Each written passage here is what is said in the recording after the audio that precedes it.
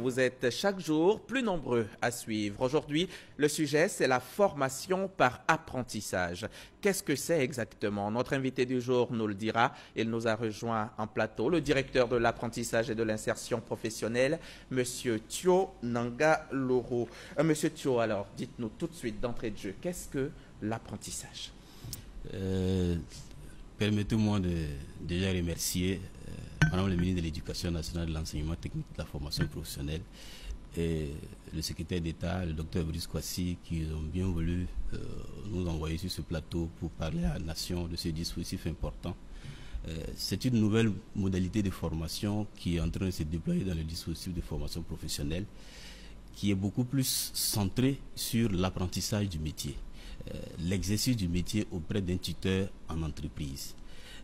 En Côte d'Ivoire, nous sommes en train de déployer la modalité duale. Il s'agit d'étendre la formation sur deux lieux de formation. Une partie de la formation se fait dans le centre de formation pour acquérir les compétences générales, la formation complémentaire théorique et les connaissances technologiques. Et la seconde partie se déroule auprès d'un tuteur, d'un maître d'apprentissage dans une entreprise pour exercer effectivement le métier, acquérir les compétences, avoir un vécu d'entreprise et une expérience professionnelle. Et tout ce dispositif se met en place pendant le processus de formation. En Côte d'Ivoire, il y a une répartition de temps qui a été faite selon le décret qui a été pris. Le temps de formation, oui, c'est ça, temps 75% de formation pratique. Exactement. D'accord. Auprès du maître d'apprentissage, l'apprenti, l'élève que nous appelons apprenti, à 75% qui est consacré à l'exercice du métier en entreprise dans l'unité de production. Ce qui constitue en même temps pour lui une expérience professionnelle. Et cette expérience du temps de formation est comptabilisée comme une expérience professionnelle sur son CV. Ce qui règle la question de l'expérience professionnelle qui est souvent demandée aux primo-demandeurs d'emploi. Donc c'est une des formations du type formation insertion et c'est une formation du type partenariat public-privé, puisque l'État et le secteur privé et le milieu productif se mettent ensemble pour former l'apprenti, pour lui inculquer à cet apprenti tout ce qu'il y a comme compétences nécessaires pour exercer en milieu professionnel. C'est vraiment un avantage pour l'entreprise qui a le lead sur cette formation, qui, en recevant l'apprenti, avec 75% de son temps en entreprise, lui inculque sa vision, bien sûr, son éthique, son règlement intérieur, ce qui fait que l'apprenti qui est formé a tout ce qu'il y a comme besoin de l'entreprise, ce qui réalise réellement la question de l'adéquation formation-emploi qui est souvent demandée à notre système de formation professionnelle. Et bien sûr, 25% du temps restant, c'est à l'école. C'est à l'école auprès d'un enseignant qui prend le temps d'inculquer à l'apprenti tout ce qu'il y a comme connaissances technologiques. Et puis la première découverte du métier, du milieu professionnel, des ateliers et de la formation. Donc voici un peu ce que l'apprentissage. Le décret a été pris en février l'année dernière. Oui. Février, voilà, juste un an. Donc c'est tout récent, c'est nouveau ici en Côte d'Ivoire. C'est un dispositif qui n'est pas forcément nouveau, puisqu'il a existé en Côte d'Ivoire avec une agence d'exécution qui le faisait sous forme pilote. Aujourd'hui, dans le cadre du programme social du gouvernement, l'État de Côte d'Ivoire a pris ce décret qui est l'un des premiers textes signés par le président de la République dès que le programme social du gouvernement a été institué. Vous savez que l'année 2019 et l'année 2020, ces 2 années ont été décrétées les années du social. Bien sûr. Et vous voyez que le décret a été signé le 6 février, c'est-à-dire juste 2 mois après que ces 2 années soient décrétées. Cela dénote de l'importance que le président de la République, son excellence Alassane Ouattara, accorde à ce dispositif en faveur de l'amélioration des compétences de l'employabilité des jeunes en Côte d'Ivoire. C'est vraiment un aspect important. Qui peut être apprenti? Ce dispositif vient régler un certain nombre de déficits qu'on peut dire. Vous avez une frange de la population qui sont en abandon scolaire. Et les études ont relevé qu'il y a près de 400 000 jeunes en 2016 qui quittent chaque année le système scolaire du premier cycle jusqu'au second cycle sans qualification, sans diplôme. Ce dispositif est ouvert à toute cette jeunesse. Vous avez aussi cette grande frange de la population qui est en train d'exercer le métier déjà dans le secteur informel et qui n'a pas la possibilité de venir dans le mécanisme de formation professionnelle pour venir se former, pour venir renforcer leurs compétences, pour mieux structurer leur activité de production dans ce secteur. Ce dispositif est ouvert à toute cette frange de la population. Et effectivement, ce dispositif est encore ouvert à toute cette jeunesse qui est à la demande de l'exercice d'un métier en Côte d'Ivoire. Et voici un peu cette frange. C'est quoi les enjeux, on va dire? Les enjeux pour la Côte d'Ivoire, les enjeux pour les jeunes? Pour les jeunes, les enjeux sont très importants. Ceux qui sont en quête d'emploi, bien sûr, évidemment, auront toute cette leur premier emploi. jeunesse qui est en quête d'emploi, à travers cette formation, vous vous retrouvez en train de faire une expérience, de vous donner une expérience professionnelle immédiatement pendant le processus de formation. Après, il va falloir qu'ils cherchent du travail, n'est-ce pas? Vous ne les aidez pas à trouver du travail. Vous les formez normalement comme il faut, mais après, il faut qu'ils cherchent du travail. Hamza, il faut dire que l'apprenti a un statut de personne insérée, puisque avec l'entreprise, il y a un contrat d'apprentissage qui est signé, ce qui lui donne une expérience professionnelle. Oui, ça c'est l'expérience professionnelle. Ça, c'est la première des choses. professionnelle. Et ce dispositif, l'apprentissage a cette particularité que le taux d'insertion après la formation est l'un des plus élevés au monde. Plus de 60% des apprentis sont gardés par leur entreprise. C'est ce que je viens de vous dire. Une entreprise qui a contribué à former un apprenti le garde. 60%. Et en plus, et même ceux qui ne sont pas gardés, l'expérience a prouvé que ce sont des gens qui volontairement veulent s'installer à leur propre compte. Ah oui? Oui. La majorité veulent s'installer à leur propre compte. Donc, il y a le dispositif d'appui, d'aide aux jeunes, développé avec le ministère de la promotion de la jeunesse et de l'emploi jeune, qui va nous appuyer donc pour le volet post-formation de ces jeunes. Les enjeux pour la Côte d'Ivoire? Les enjeux, c'est un outil... Le nombre de chômeurs qui baisse peut-être? Évidemment. C'est important de mettre ce dispositif majeur pour mettre à la disposition de l'État de Côte d'Ivoire des compétences pour ses ambitions. Vous avez tous ces secteurs d'activité qui sont florissants aujourd'hui en Côte d'Ivoire. Il y a beaucoup de compétences qui sont demandées. Le secteur de l'hôtellerie, Abidjan est un hub hôtelier, il est important qu'on puisse développer ces compétences-là dans l'exercice du métier. Ils avaient aujourd'hui le secteur du bâtiment qui est en boom. Donc, on a voulu développer ce dispositif pour en faire un outil à la disposition du gouvernement pour ces grands chantiers, ces grands travaux de l'État de Côte d'Ivoire.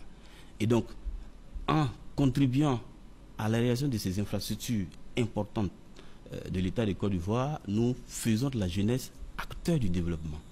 Ce qui fait que vous allez voir qu'il y a un comité technique d'apprentissage qui est mis en place et qui regroupe la plupart des ministères techniques qui ont des grands chantiers, qui ont des secteurs, des ministères sectoriels que je peux dire, et donc qui ont des activités de grande envergure.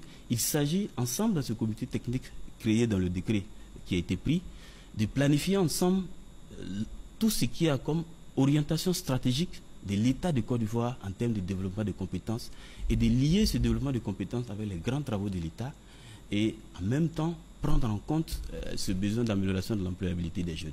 C'est un enjeu majeur et ce dispositif a été taillé pour pouvoir jouer ce grand rôle. Et pour tous ces jeunes qui nous regardent, quels sont les corps de métiers concernés justement par l'apprentissage? Aujourd'hui, ce sont tous les corps de métiers, comme je le disais tout à l'heure. C'est pourquoi dans ce comité technique, vous avez tous les ministères sectoriels. Vous avez l'hôtellerie dont je viens de parler. Vous avez le bâtiment, vous avez l'industrie, l'agroalimentaire. Et vous avez tout ce qui a comme déjà filière existante dans nos établissements de formation professionnelle. Vous avez encore toutes ces filières et ces métiers. Nous continuons, je dirais, dans le dialogue qui nous a permis de co-construire ce décret, d'adopter ce cadre réglementaire qui est mis. Nous continuons de recevoir les besoins des entreprises en termes de métiers demandés. Vous me permettez de préciser également que ce décret est le fruit d'une négociation, d'un dialogue avec le secteur privé depuis 2018. Et les chambres consulaires, les organisations professionnelles, les organisations patronales et tous les ministères techniques ont contribué à la prise de ce décret. Et dans ce décret, vous trouverez les responsabilités de chacun bien définies et qui permettent d'avoir un cadre consensuel pour combler ce déficit de compétences au niveau de la jeunesse. Justement, à propos de ce décret, parlez-nous des arrêtés d'application. Il y en a 4, je crois. Oui, il y a 4 arrêtés d'application qui ont été pris et qui ont été signés par Madame le ministre de l'Éducation nationale, de l'enseignement technique et de la formation, Madame Kandia Kamara.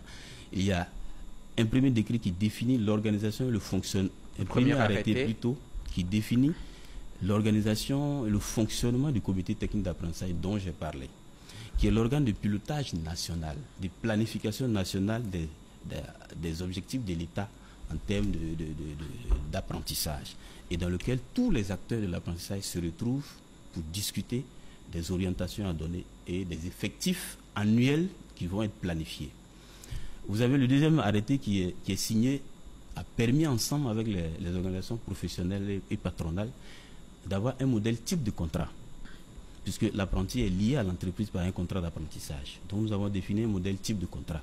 Et le troisième décret, le troisième arrêté que je pourrais dire, a permis de définir les modalités de mise en œuvre de l'apprentissage. Et le quatrième, ce sont les modalités de recrutement des apprentis dans le cadre de l'apprentissage. Et le cadre organisationnel national, dites-nous en quelque chose. Le cadre, au niveau national, comme je te disais, il y a donc tous les acteurs, aussi bien le secteur productif que les établissements. Chacun a son rôle qui est bien défini. Au niveau organisationnel, vous avez donc le comité technique d'apprentissage qui coiffe toutes les instances et qui planifie tout ce qu'il y a comme activité. Et ensuite, dans ce comité technique d'apprentissage, vous avez un secrétariat exécutif qui est chargé donc de l'exécution de toutes les décisions qui sortent de ce comité technique.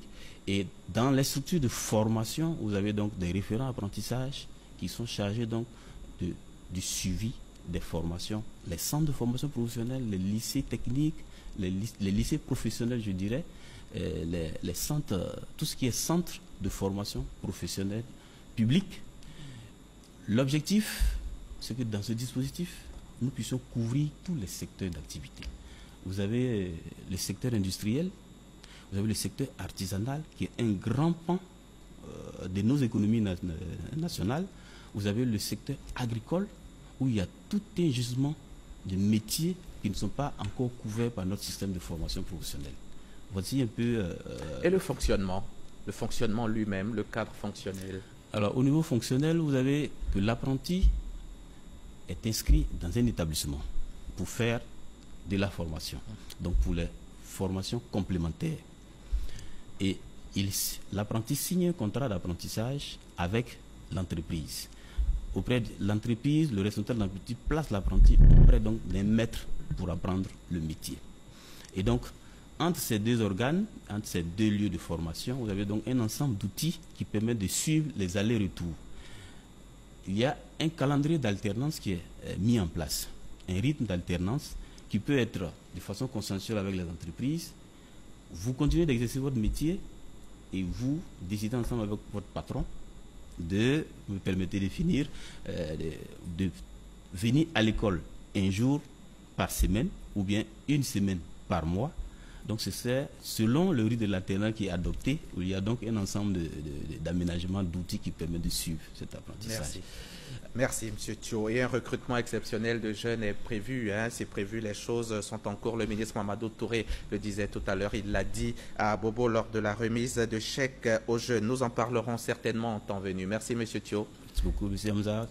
10 secondes. Juste dire que le secteur informel qui regroupe, qui a pour mode de formation l'apprentissage, aujourd'hui, nous avons une possibilité d'ouvrir ce dispositif sur ce secteur-là qui permettra un décollage réel de l'économie de la Côte d'Ivoire. Merci. Merci beaucoup.